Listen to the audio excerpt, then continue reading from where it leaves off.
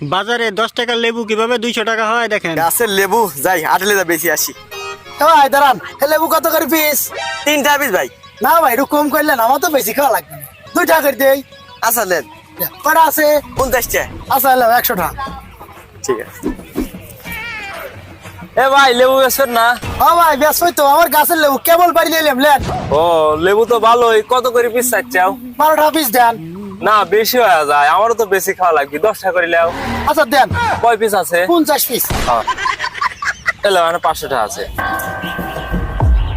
এ ভাই লেবু বেচবেন? ও ভাই লেবু তো বেচার লেগে আটে লিয়ে আইলে, আমার বাড়ির লেবু কেবলই পারি লিয়ে আইলাম। তাহলে ভাই লেবু কয় পিস আছে আর কয় টাকা করে নেবেন না? লেবু আছে ভাই 50 পিস, আপনি 25 টাকা করে দিয়ে নেন। না ভাই আমরা বেশি খাবো, 20 টাকা পিস দেন। আচ্ছা দেন 1000 টাকা। আচ্ছা নেন, এই যে ধরেন। ঠিক আছে। ভাই লেবু কত করে পিস? লেবু ভাই 100 টাকা পিস বেচলে মানে এটাই আছে।